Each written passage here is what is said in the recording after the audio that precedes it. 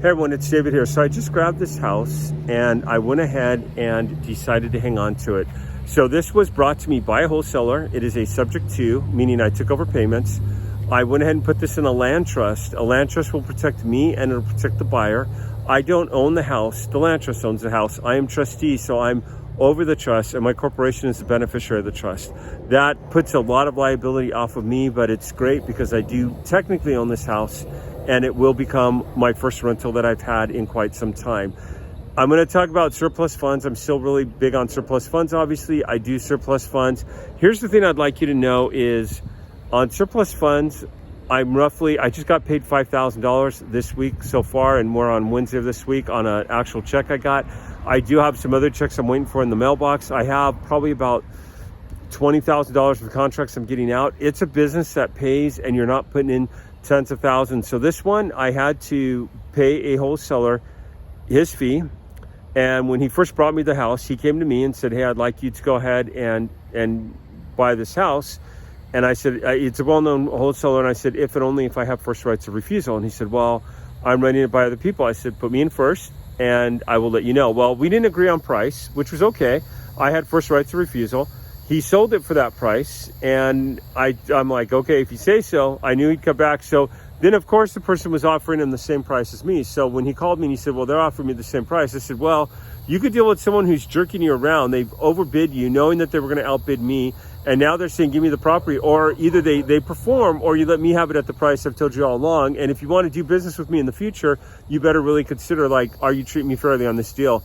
So I ended up coming up $2,000 because I was a little low on my offer, not because I was outbidding anyone or anything like that, but I'm going to show you the house. I'm going to be all in this for probably about $30,000 after contract repairs, catching up payments, paying the wholesaler fee. And I gave the homeowner a fee to go ahead and find something else.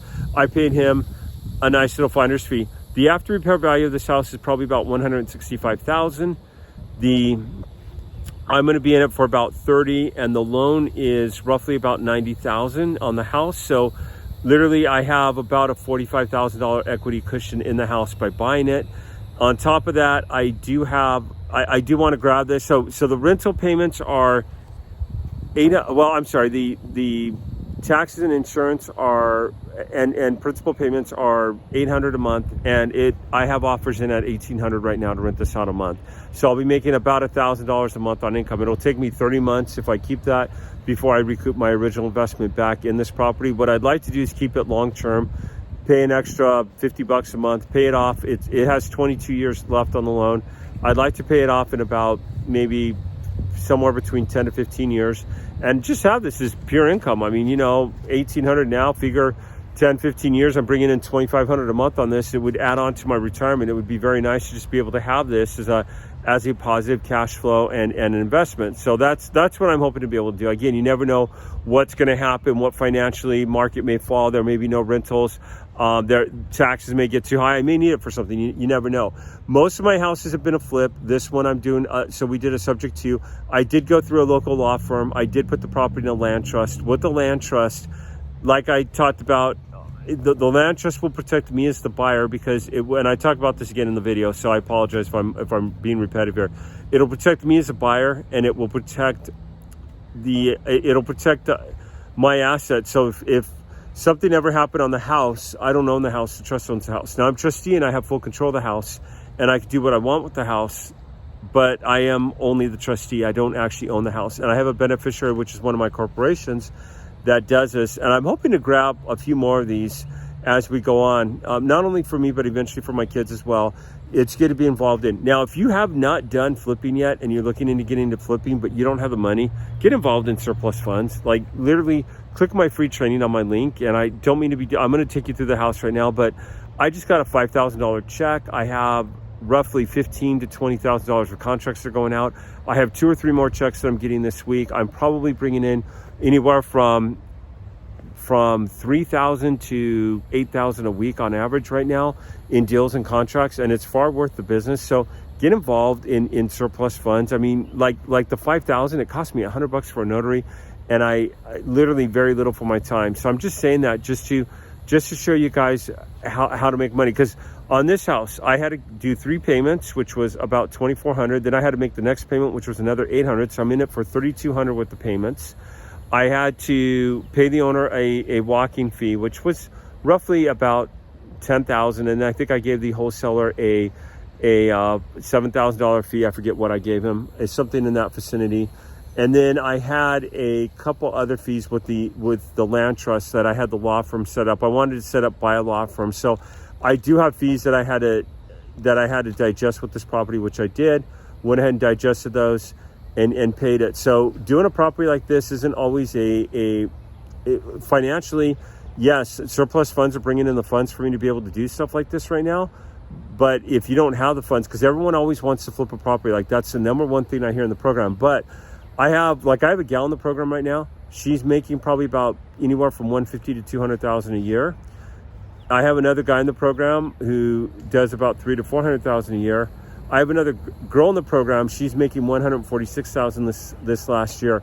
It's like, I would rather come in and have money like that so I could do things like this than come in like in surplus funds. I'm not coming in with $30,000 to make $1,000 a month. I'm coming in with $100 maybe for a notary, and I'm turning that into $5,000, $6,000, $7,000, and I'm doing that all week long, and I'm really making money in that. So thank you for watching. Do me a favor, give me a like. I'll take you inside. I might break this up in a couple of videos. I don't know yet, but I've given you a house. I have flipped houses since 2002 for 21 years, going on 22 years now. So this is super cool. And I haven't had a rental in quite some time, so I'm super excited to be getting this as a rental. I'll take you inside and show you in the inside. What I'm going to do, and the electricity's off, is I'm going to go ahead and paint the interior, get it ready. I have not rented in years. I'm going to go ahead and rent this property. So in this bedroom, like I said, just basic paint. And then I'm going to put a closet door in here because it's got no closet door right there. Bathroom's ready to go. Needs a curtain right there, otherwise it's ready to go. Back here in this back bedroom, just paint and a closet door, which it does not have. Back here in this bedroom, it's just needs paint. Bathroom, we're gonna paint the bathroom. This is the master bath that goes into the laundry room right there. The big area of work here, there's a couple of things that need to be done. So I will be doing these. This will be real minor. First of all, the laundry room, and you can't really see it here, but it is leaking.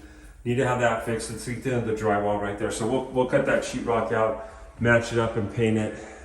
This is a patio back here that's been added on.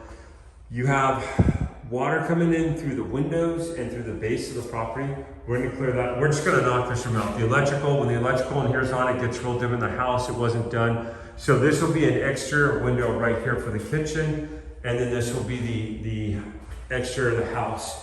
This house is like really private back here. So you've got a nice HVAC, and you just got these huge, like 6'7". These fences are like good 2-3 feet higher than I am. I mean, just totally private back here. And then in the kitchen, I'm gonna let the person bring in their own stove and refrigerator. However, the dishwasher I will put in, it has no garbage disposal. So what I'll do is I'll put a nozzle connecting those two, making sure that those are ready to go. And the last thing is the garage. Yes, it's a rental, but I'm gonna put a new garage opener. That one's like, since the last guy was here 7 years and it doesn't work. He said it was here when he got here. So I'm gonna go ahead and replace that as well. So this is my next house project. This one I will not be flipping, but I will be keeping. Super happy about this. And yes,